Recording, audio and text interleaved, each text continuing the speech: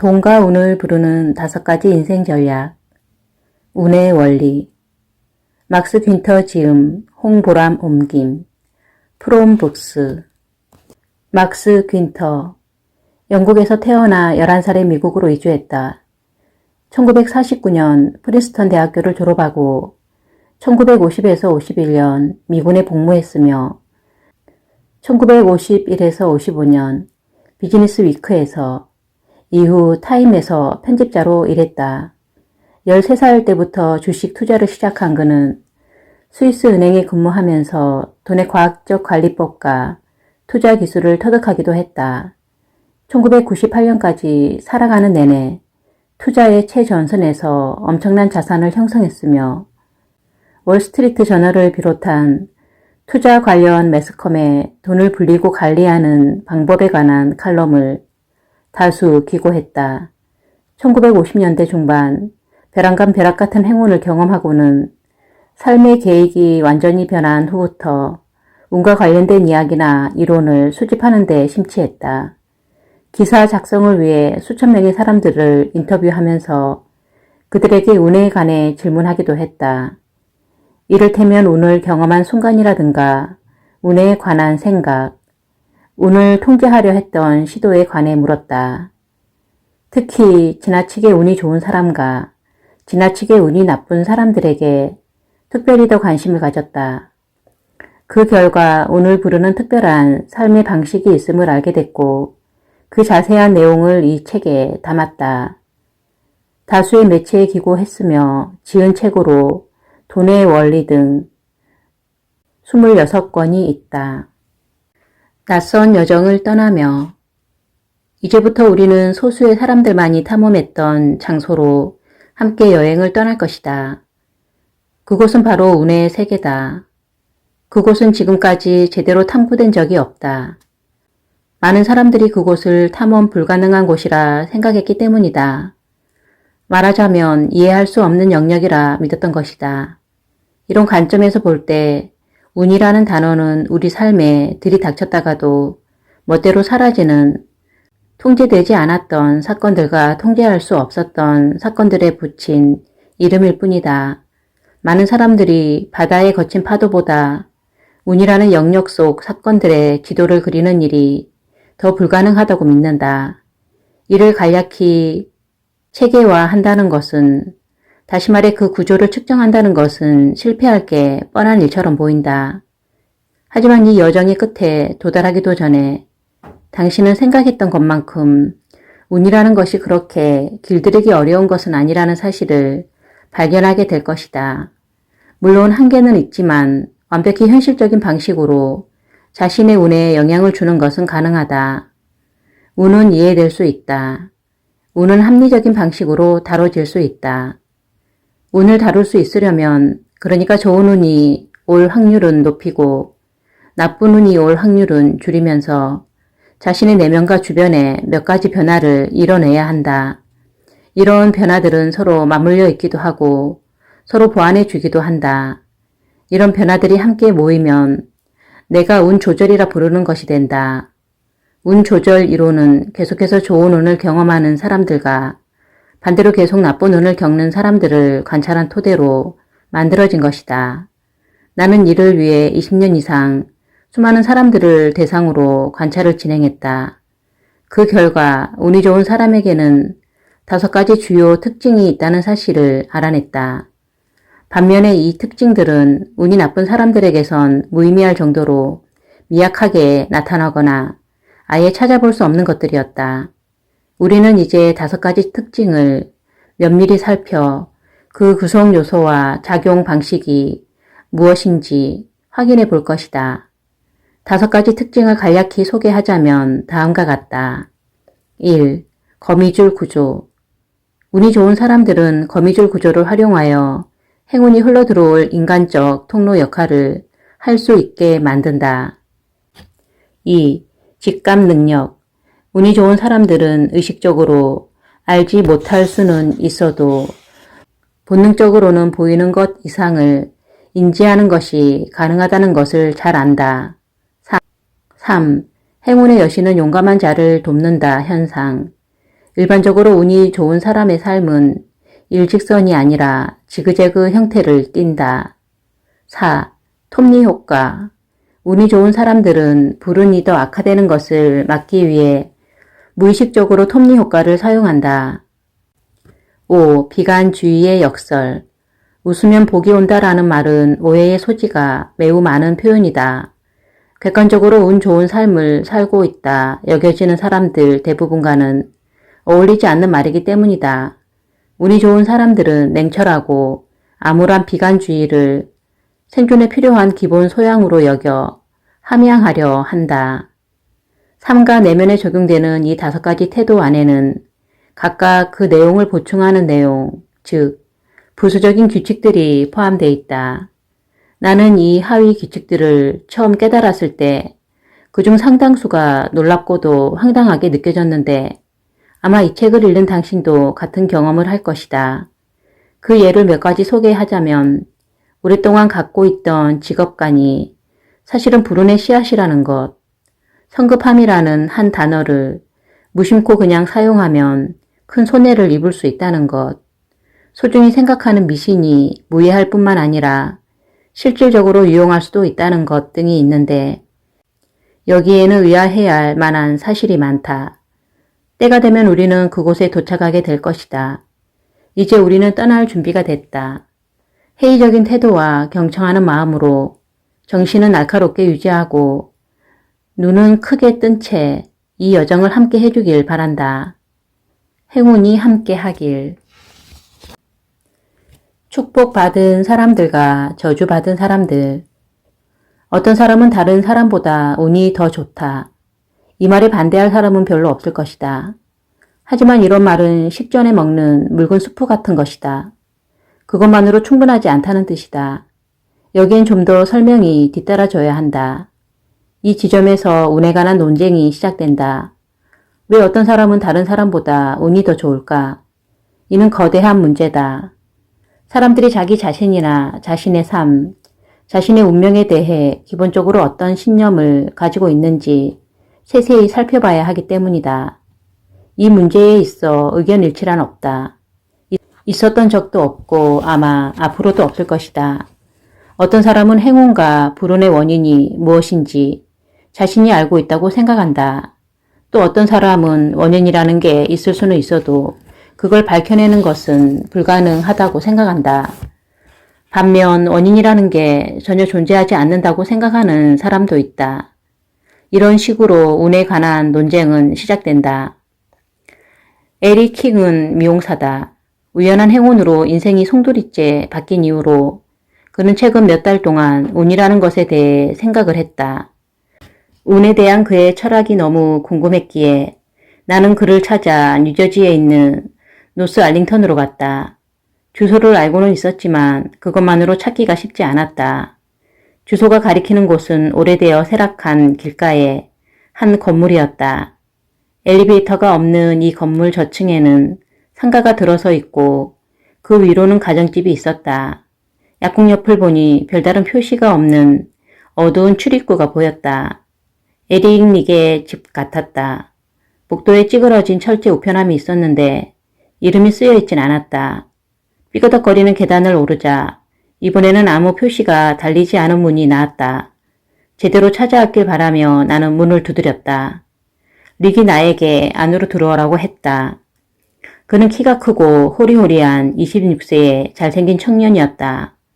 머리는 갈색이었고 콧수염을 기르고 있었다. 집은 낡았지만 관리가 잘 돼 있었다. 릭은 나에게 자신의 친구 틸리 칼다스를 소개했다. 칼다스는 맥주 한 병을 가져다 주겠다며 손님이 아무것도 없이 앉아있으며 마음이 불편해서 그런다고 했다. 그 집에는 이 2사람 말고 작고 다정한 고양이 한 마리가 더 있었다. 갈색과 흰색이 섞인 그 고양이의 이름은 킬이라고 했다. 릭의 철자를 거꾸로 쓴 것이었다. 릭은 자신의 이름 전체를 거꾸로 쓰면 실의 킬이 된다며 중세에 그런 이름을 가진 마법사가 분명 있었을 거라 했다. 그러면서 자신이 전생에 실의 킬이었을 수도 있다고 했다. 우리는 대화의 주제를 바꿔 운에 대해 얘기하기 시작했다. 릭이 말했다. 운에 대해 말하기가 꺼려져요. 그런 얘기를 할 때면 이상하게 보는 사람들이 있거든요. 저는 주로 종교적인 관점으로 운을 바라봐요. 신비주의적 관점이라고 이해하셔도 상관없어요. 저는 행운이 그걸 받을 준비가 돼 있는 사람에게 찾아간다고 믿어요. 준비가 돼 있을 뿐 아니라 그 행운을 자신이 아닌 타인을 위해 사용할 사람에게 찾아간다고 믿죠. 탐욕스러운 사람에게 행운이 잘 오지 않는다고 생각해요. 대체로 제가 아는 가장 탐욕스러운 사람들은 동시에 가장 불운한 사람들이기도 하죠. 릭은 앞으로 수년간 자신의 진심을 증명할 충분한 기회를 갖게 된다. 1976년 1월 27일 세상에 관심 밖에 있던 이 청년이 벼랑간 엄청난 부자가 되었던 것이다. 그는 뉴저지주가 주최한 200주년 복권에 당첨되어 미국 역사상 가장 높은 당첨금의 주인이 된다. 매주 약 1776달러씩, 그러니까 매년 92,000달러가 조금 넘는 돈을 평생 받게 된 것이다. 그와 그의 상속자가 보장받은 총 액수는 적어도 180만 달러에 달한다. 릭이 1달러를 주고 산 복권 한 장의 당첨 확률은 6,300만 분의 1이었다. 그가 말했다. 여기서 중요한 점은 왜 그 복권이 당첨됐냐는 겁니다. 이 많은 사람들 중에 왜 제가 당첨되었을까요? 저는 그게 우연이라고 생각하지 않아요. 모든 일에는 다 이유가 있기 마련이에요. 심지어 아무도 그 이유가 뭔지 알아낼 수 없을 때에도 이유는 존재해요. 패턴이 있는 거예요. 우리 삶의 방향을 이끌어주는 무언가가 존재하는 거죠. 릭의 말에 따르면 그는 항상 운이 좋았다고 한다. 저는 한 번도 미래에 대해 고민해 본 적이 없어요. 제가 느끼기에 인생은 항상 알아서 잘 굴러가는 것 같았거든요. 그래서 말하자면 정착이란 것도 해본 적이 없어요. 그는 가수나 배우로 활동하기도 했고 택시기사, 건설 노동자, 미용사로 일하기도 했다. 전 항상 이 나이쯤 되면 인생을 바꿀 만한 어떤 큰 변화가 올 거라는 강한 예감을 느꼈어요. 제가 천직을 찾으려고 서두르지 않았던 건 인생 전체를 변화시킬 만한 어떤 일이 일어날 거란 걸 이미 알았기 때문이에요. 그 변화가 제 삶의 방향을 제시해 줄 거라고 믿었죠. 자신이 미래를 알고 있었다고 생각하나요? 내가 물었다. 네, 어렴풋이요. 틸리랑 저는 어느 정도 예지력을 가지고 있어요. 틸리 칼다스가 말했다. 맞아요. 이 일이 일어나기 몇 주 전에 꿈을 꿨는데 그 꿈에 밝은색 머리카락을 가진 남자 한 명이 나왔어요. 어마어마한 돈을 얻게 된 사람이었죠. 하지만 웃기게도 처음엔 그 꿈이 에릭이랑 관련된 거라고는 생각하지 못했어요. 그런 생각은 나중에서야 들었죠.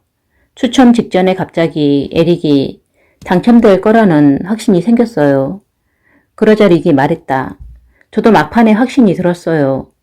그의 기억에 따르면 이 희한한 사건이 일어날 당시에 어떤 예지적 징후도 느껴지지 않았다고 한다. 당첨될 가능성 같은 건 정말 생각해보지도 않았어요. 복권 수익금은 주정부 교육기금에 쓰이기로 되어 있었는데 취지가 좋아 보여서 복권을 구매했죠. 여러 달에 걸쳐 40장 정도 샀을 거예요. 여윳돈으로 1달러가 생길 때마다 산 거였어요.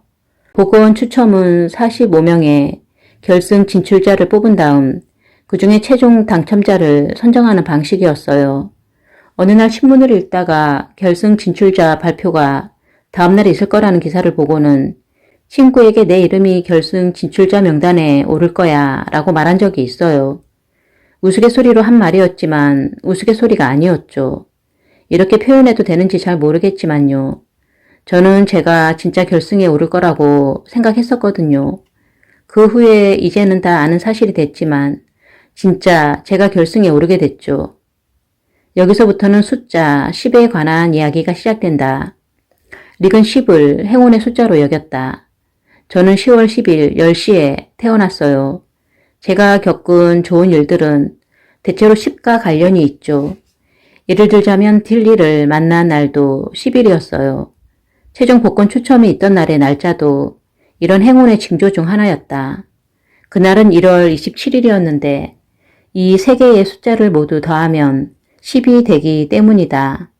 추첨 과정에서도 10과 관련된 행운의 징조가 포착됐다. 추첨은 대학 강당에 최종 결승 진출자들 대부분이 모인 자리에 진행됐다. 긴장감을 고조시키기 위해 추첨 과정은 극적이면서도 복잡하게 설계돼 있었다. 이렇게 추첨 과정이 길게 진행되는 와중에 릭의 이름이 추첨 번호 10번에 올랐다. 그는 그때 자신이 복권에 당첨될 거라는 걸 알았다고 한다. 릭은 그 돈을 가지고 무엇을 할 생각일까? 그는 현재 노스 알링턴에 청소년 센터를 건립하려고 계획하고 있다.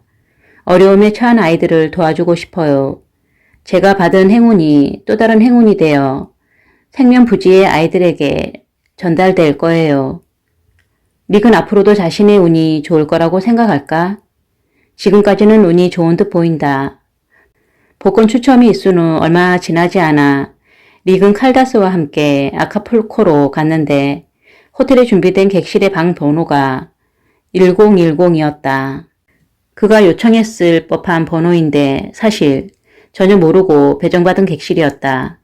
몇 주 후 뉴저지로 돌아온 릭은 미용사 협회 모임에 참석했다. 그곳에서 복권 추첨이 열리자 사람들은 지역 유명 인사인 릭에게 복권 당첨자를 뽑아달라고 요청했다.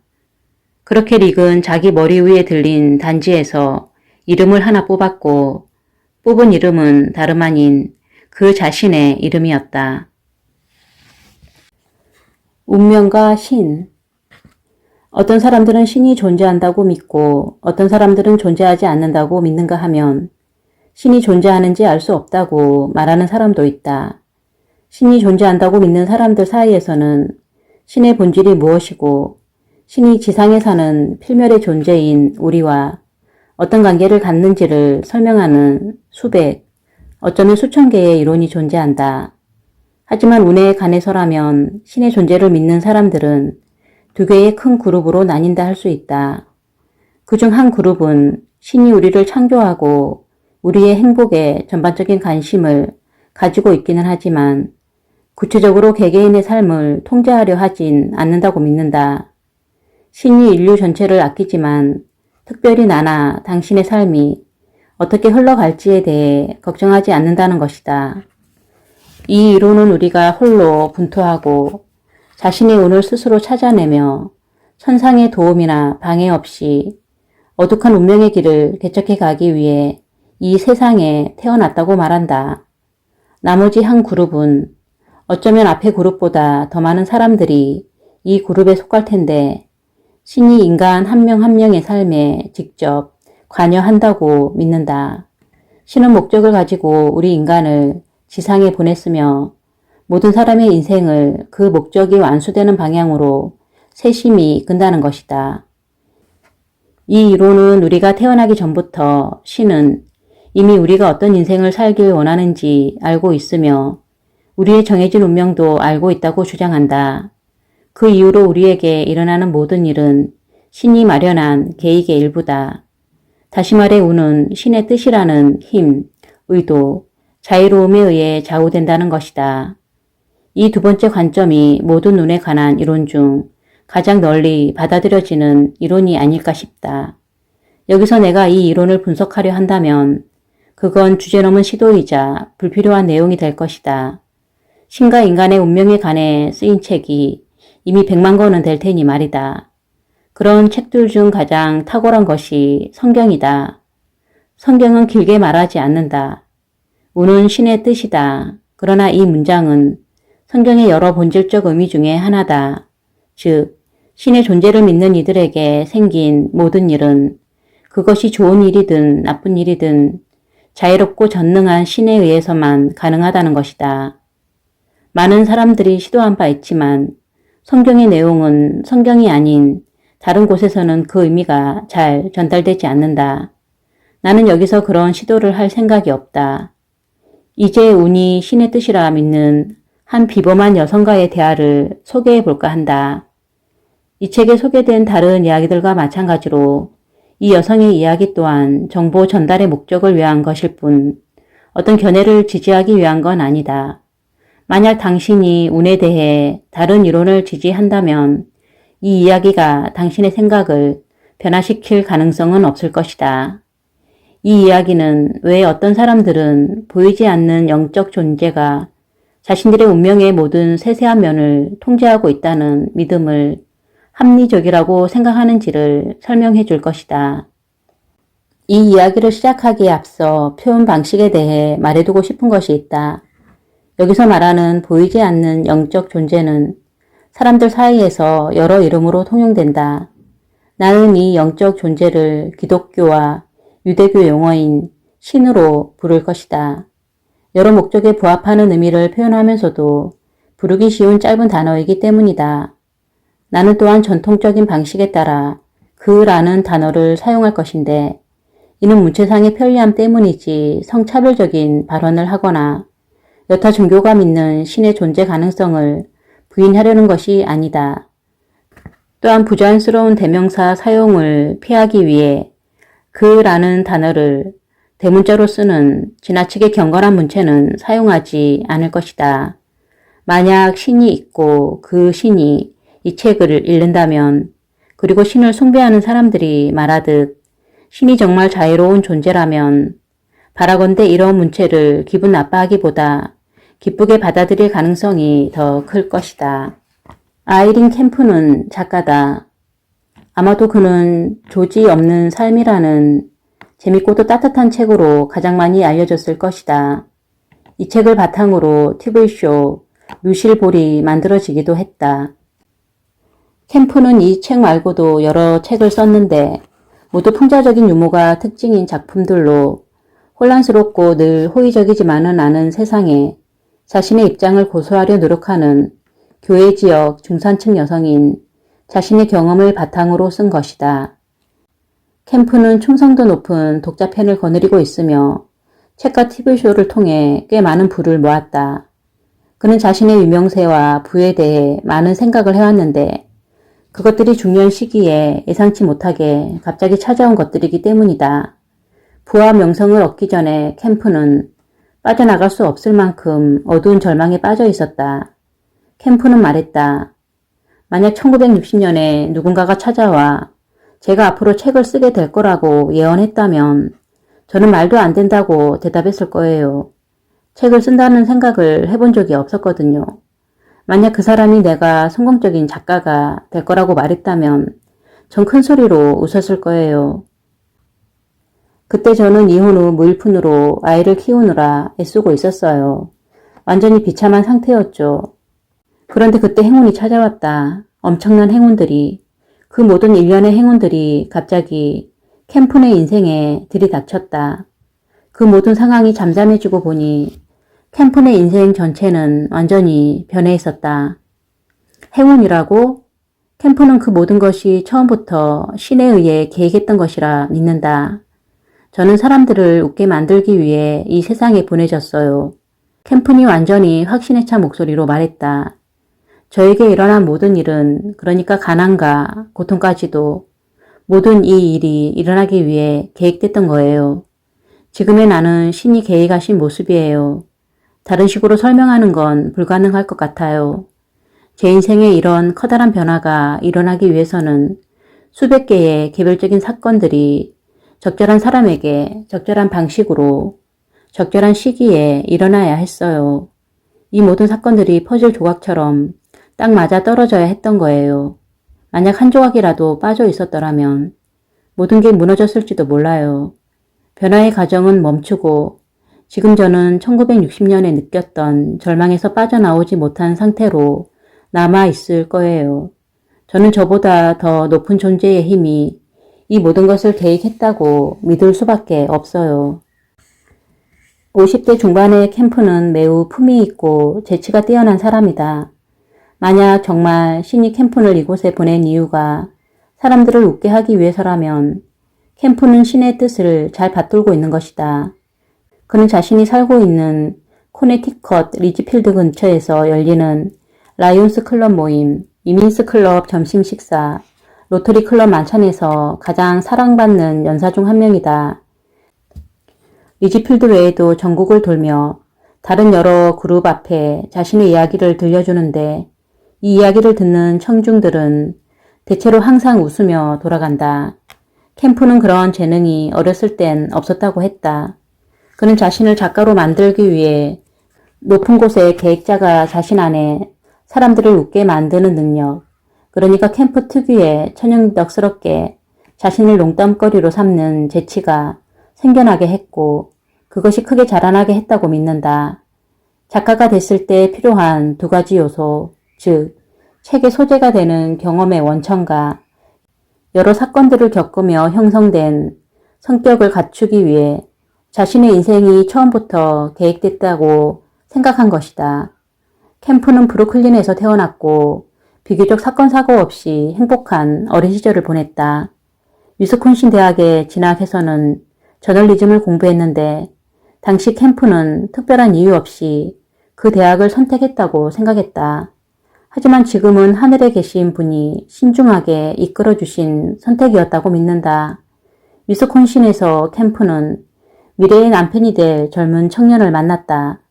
당시 2차 세계대전이 한창이었기 때문에 남자는 폭격기 조종사로 징집됐다.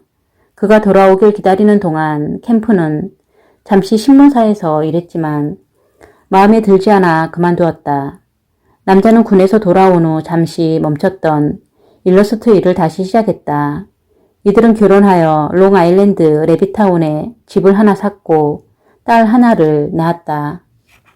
이때가 제 인생에서 행복했던 시절이에요. 캠프니 회상하며 말했다. 저는 교회에 사는 젊은 전업주부였어요.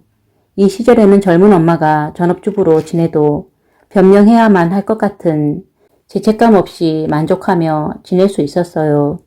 정말 멋지다고 생각했던 것 같아요. 하지만 이미 운명의 시동이 걸리고 있었다. 캠프의 부모님은 린지필드에 집을 하나 샀다. 캠프는 남편과 종종 그 집을 방문했는데 작은 마을인 뉴 잉글랜드가 마음에 들었고 결국 그곳에 정착하기로 결정했다. 이쯤 캠프의 남편은 일러스트 일을 잘 해나가고 있었기에 건축가를 고용해 자신들만을 위한 집을 지을 여유가 있었다.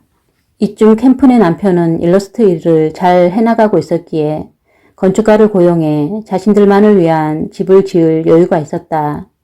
저희가 고용한 건축가와 그의 아내는 친절한 사람들이었어요.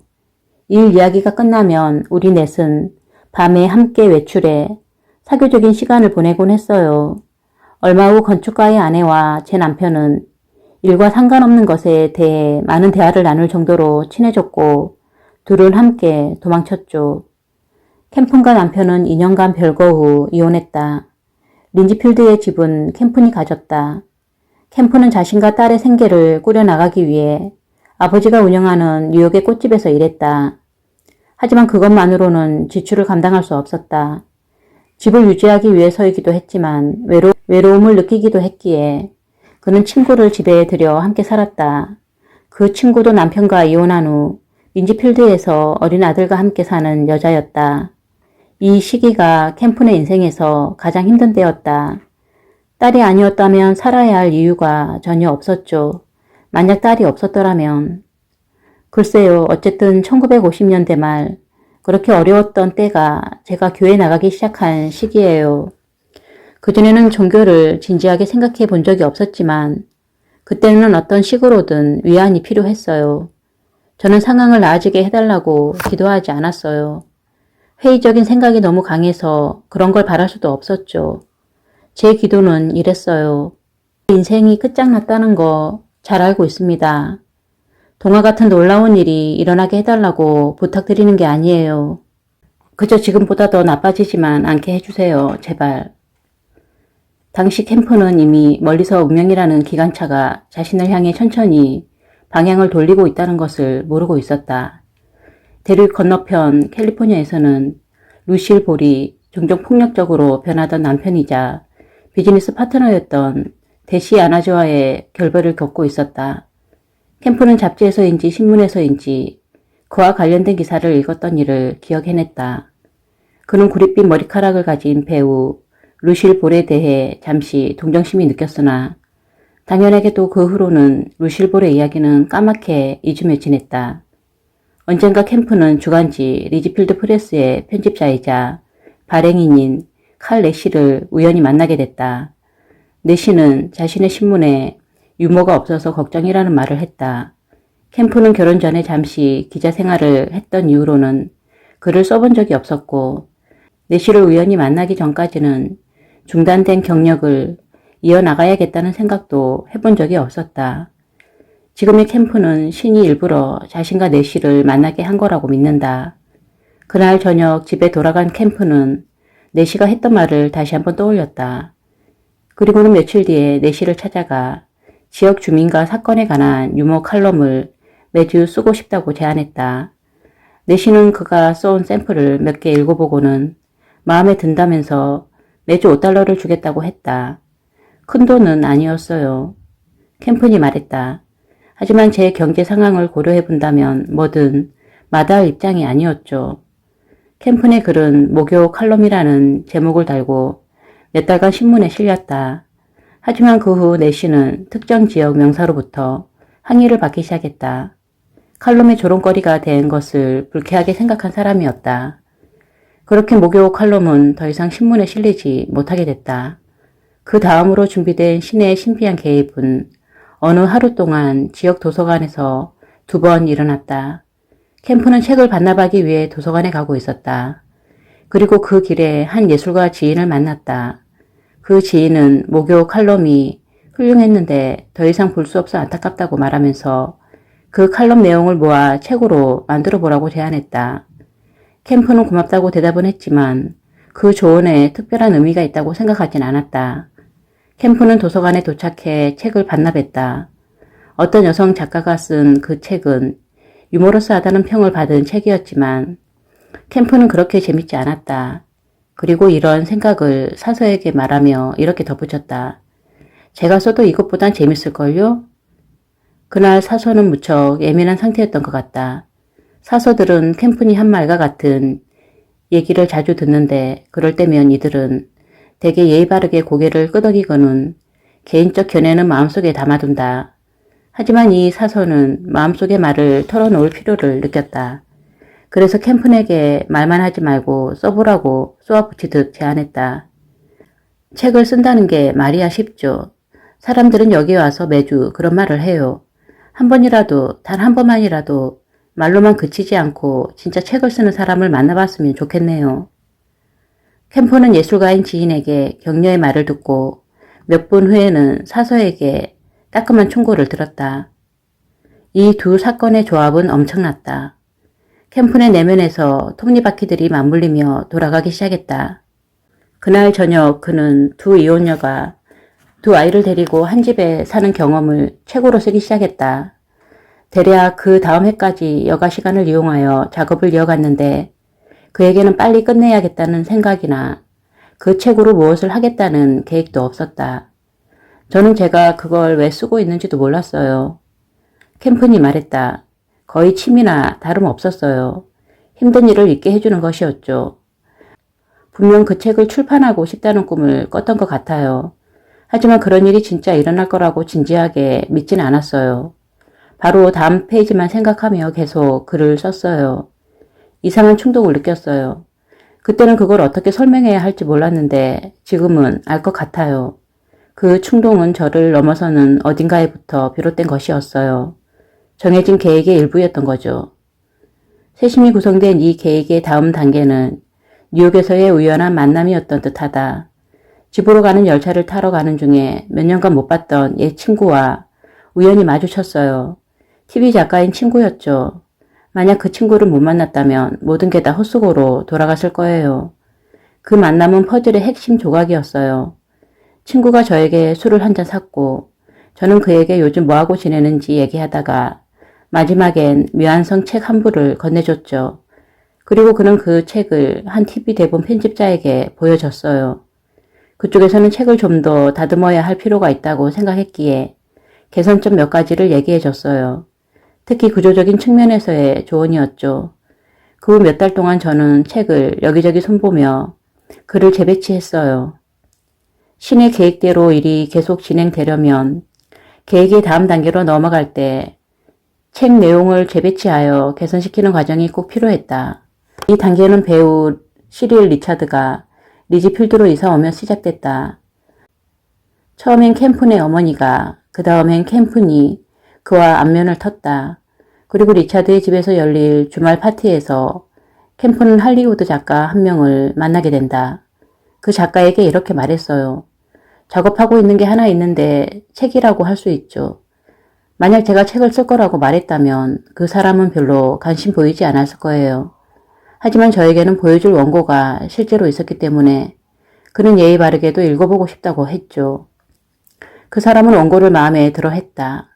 그리고 그는 20세기 폭스의 스토리 편집자에게 그걸 보여줬다. 편집자도 마음에 들어 하긴 했는데 확신하지 못했다. 그래서 자기가 아는 뉴욕의 저작권 대리인에게 원고를 보내보면 어떠냐고 제안했다. 만약 교회에 사는 모르는 여자가 의뢰하지도 않은 원고를 멋대로 보냈다면 아마 그 저작권 대리인은 읽지 않았을 것이다.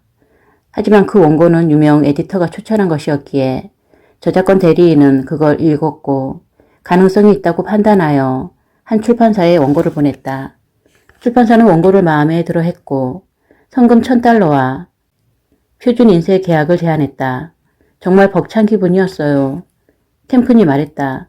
당시 저에게 $1,000는 큰 돈이었어요. 누군가 책을 출판해 주기만 해도 기뻤을 텐데 실제로 성금까지 준다니까 정말 좋았죠. 저작권 대리인은 이 사건에 캠픈만큼 열광하진 않았다. 그가 보기에 성금 $1,000는 꽤 적은 금액이었다. 출판사 편집자들은 성금을 제한하며 은연중에 그 책이 많이 팔릴 것 같지 않다는 생각을 드러냈다. 저작권 대리인은 다른 이유가 있어라기보다 체면을 지키기 위해 계약서에 몇 가지 수정을 요청했다. 그 중 하나가 책의 일부분이 TV에 팔리면 그로부터 들어오는 모든 수익은 작가에게 돌아간다는 내용이었다. 이 공상에 가까운 과정에 실수를 하였을 출판사는 흔쾌히 그 제안을 받아들였다. 그 당시 TV 방송을 꿈꾼다는 건 분명 말도 안 되는 일이었어요. 캠픈이 말했다. 솔직히 저 자신도 웃음이 나더라고요. 반면 캘리포니아에선 루실 볼이 대시 아나즈와 서로 교약하게 굴며 갈라섰다. 화가 난 루실 볼은 TV 방송계에서 쓰는 용어로 표현하자면 새로운 탈 것을 찾았다.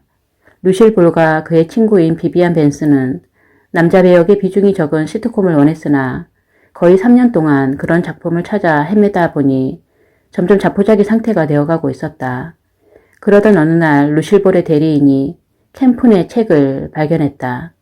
그렇게 그 쇼는 7년간 계속됐고 지금도 여전히 재방송되고 있다. 행운에 관한 다른 여러 가지들과 마찬가지로 이 이야기의 해석도 다양할 수 있다. 캠픈의 이야기를 무작위 이론이나 점성술, 초능력 혹은 다른 이론의 관점을 취해 바꿔 얘기하는 것도 완벽히 가능하다. 이는 캠픈 자신이 인정한 바 있다. 하지만 마지못한 인정이었고 그마저도 가끔 있는 일이었다. 캠픈에게 종교적 해석이란 그 이야기 속에 여러 사실들처럼 실제로 존재하는 것이다. 어쩌면 이 글을 읽은 당신의 해석은 다를지도 모르겠다. 캠픈만큼이나 자신의 해석이 옳다고 확신하고 있을 수도 있다. 그래도 좋다. 하지만 다른 사람이 자신의 해석을 믿게 만들려는 헛수고는 하지 않길 바란다. 당신의 얘기에 귀 기울이는 사람은 이미 당신의 말을 믿고 있는 사람들 뿐이다. 사람들은 운의 특징에 대해 나름의 결론에 이르고 나면 그게 모호한 결론일지라도 자신의 생각을 좀처럼 바꾸려 하지 않는다.